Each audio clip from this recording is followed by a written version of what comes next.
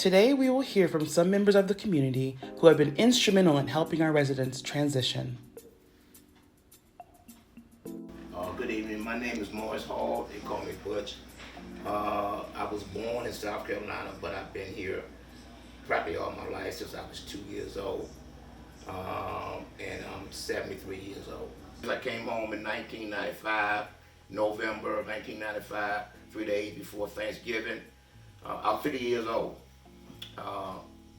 So when I came home in 95, lived with my mom, trying to get a job, just like the guys are now.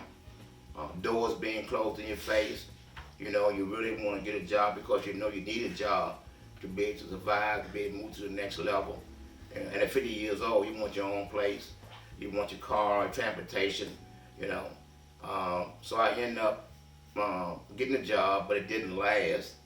So next thing I knew, I ended up relapsing. This is the part where my life, this is where the part where God, I believe, really stepped into my life at this part of my life.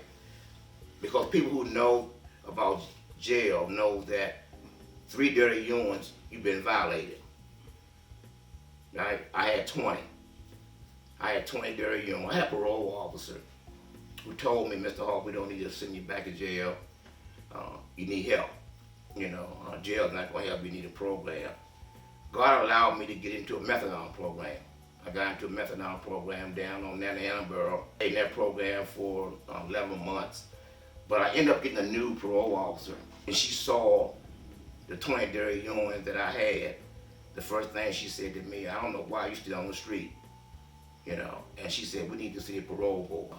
I was on a bus one day, and these young ladies were coming from DC Journal, and they had these t-shirts on, this green shirts on that say Apex.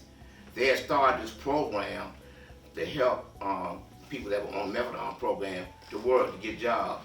So I ended up getting a job, hearing their conversation. And as I look back on it, I know that was God. Because from that conversation, I went to my counselor, and I said, man, they got this program, so-and-so and so-and-so. And he immediately got on top of it. And really from then, things just started to fall together for some, I mean, not for some reason, but I know God was working there. From that point there, I started Parking Rec, and it's been 1999, right? And I just retired from there in December of last year, doing 22 years doing that, right? Life is a challenge. It's not easy, but we have to be determined. And I'll be honest with you, on my own, I couldn't have done it. Again, now I'm working as a re-entry navigator. We had the training. It's truly been a blessing with that.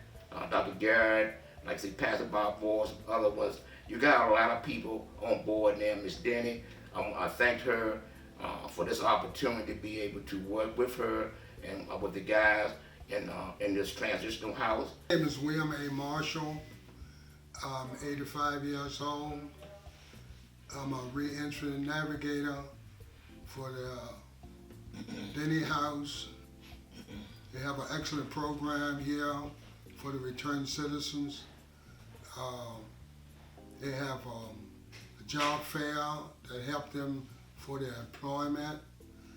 And I see the needs of a lot of guys here, what they need is, and this program is preparing them for to be sufficient on the outside.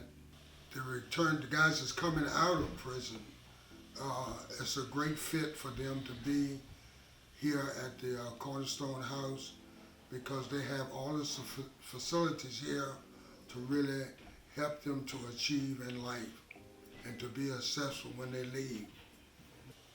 And if anybody can contribute to it, we'd be greatly appreciated.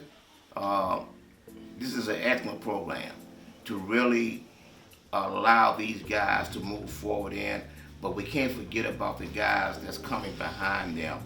And the same opportunity these guys were afforded, the jobs, going to school, the clothing and all that. We want the same for the guys that's coming behind them because that's vital. Again, this house has been an excellent example of what can help a guy transform his life if they really, really sit down and get the right frame of mind and not play games with their lives. This program can really transform their lives. So please, if you guys can help us to support this house, support the guys in this house and the other guys that's coming in here, it will really be an excellent help. You will never regret it, because people deserve second chances in life. You know, I'm not in the house, but I've been where they've been. I walked in their shoes.